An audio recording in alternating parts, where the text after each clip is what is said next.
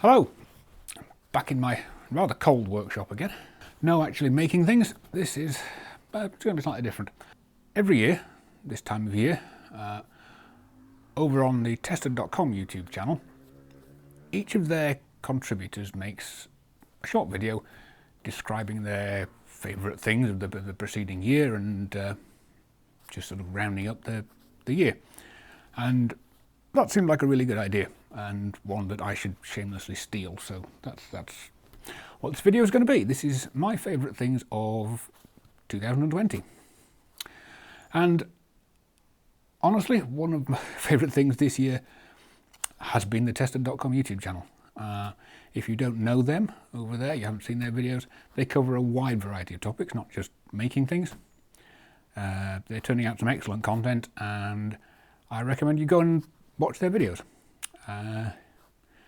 Finish watching this one first, but then go and watch some of their videos. I've taken a lot of inspiration from stuff I've seen over there and stuff I've watched and things they've said over the last year, and yeah, go watch them. In the unlikely event that anyone from Tested is watching this video, thanks for the inspiration. Keep going. I'll keep watching your videos. That leads me neatly on to my first favourite thing in my workshop for this year, which is something actually that I learned about on one of the tested videos. Something I hadn't thought of until someone explained. So there are some things in the workshop, in life, that are really obvious, and yet you don't think of them until someone points them out. This is my set of squares. Squares are a pretty essential tool in a workshop, and I've got these in all kinds of sizes, and that's kind of the key thing. I used to have this, an enormous great square. Very useful tool, marking out right angles and so on. What I never even considered until earlier this year was that these things come in all kinds of different sizes. And the amount of utility that you get from having all these different sizes is, I find it's amazing. I've had so much use out of these. Yeah, sure, you can use that to mark out a line on a piece of material that's an inch across, but it's kind of unwieldy. And whilst it works, I don't know how to explain it unless you actually try it, but having these in more appropriate sizes just makes it so much easier. The whole workflow improves, it's more efficient, and I found I get things done much easier. So if you only have one size of square in your workshop, try some of these. This particular set, by the way, this is a faithful, with two L's, set of squares. There are a lot of terrible quality tools available at the moment, particularly from places like eBay and Amazon. And when I went looking for some squares, I very quickly discovered that there are a lot of squares you can buy which are not square, which kind of defeats the point. These ones, however, when I found them, I think I bought these on Amazon. I'll try and put a link in the video description as to where I actually found these. But they had a whole string of reviews which said this set of squares comes out of the box and they're actually square, which really shouldn't be a thing that needs mentioning, but the fact that it does need mentioning speaks for how much low quality stuff there is out there at the moment. So I'm kind of recommending these. I mean, I've got on well with them. They even come in a nice little case, which is useful given the state of my marking out tools drawer, which I really need to make some dividers for. It's just a mess. Okay, on the subject of marking out tools, pencils. Pencils are...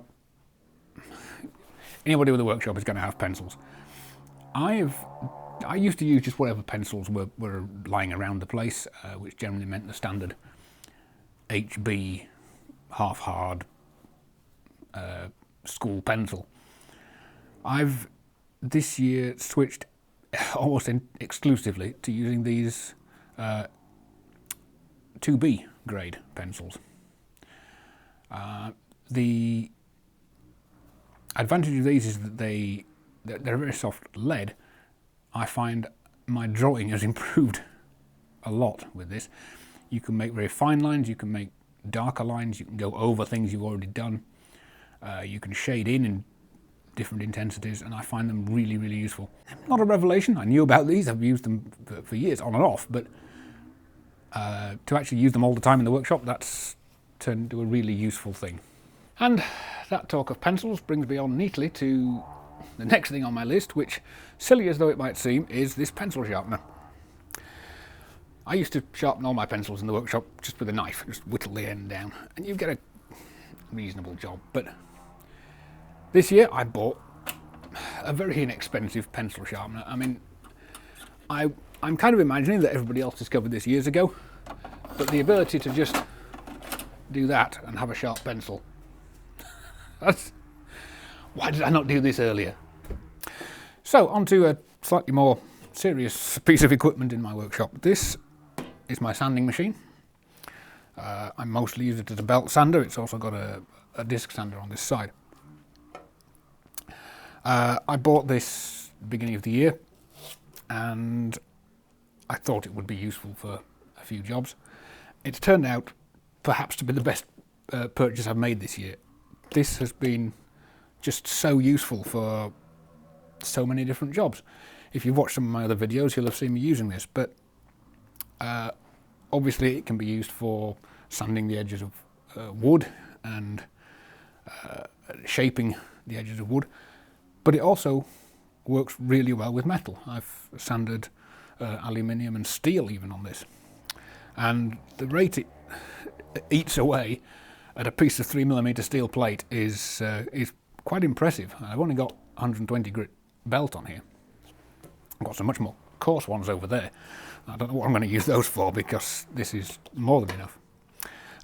This is not a particularly expensive model. It's DIY grade stuff, and it does have a couple of flaws. In particular, the back of the disc here is in the way when you use the belt. I think you can set this up with the belt horizontal, sort of down that way, and you can put the table on the front, and I think that's the way the designers intended you to use it, even though it has this facility. I find the vertical belt to be a very useful feature, but it's not perfect, and this table is very strange. It's nice and square to the belt, but it doesn't sit. It's a very strange fixing mechanism. But I've used this to square up the ends of steel tubing. I've used it to shape the corners of 3mm plate. I've used it to soften the edge of steel. I've used it to shape wood. I've used it for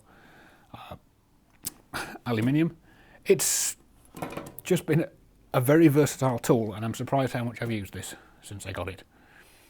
Another tool that I've had a surprising amount of utility out of this year, which I bought at the beginning of the year, is my track saw. I bought this way back at the beginning of the year when I did, actually, it was the very first video I ever put on YouTube. I made the parts racking, which is behind the camera there. And one of the first jobs there was to break down some 8x4 sheets of ply into useful sizes. And I've got a circular saw, I've got jigsaws and other tools, but to get a long straight cut down a big piece of board like that, it's quite difficult. And so I went out and bought a track saw, so named because it runs on a track. And I was going to use it for that job, and I didn't really know what I was going to use it for. After I'd finished that, the saw goes on and actually clips onto the track, and you get a straight cut. The track, that's a short length of track. I've got two short lengths, and I've got two much longer lengths. So I can make a straight cut all the way down an 8-foot board and I know I'm going to get a straight line.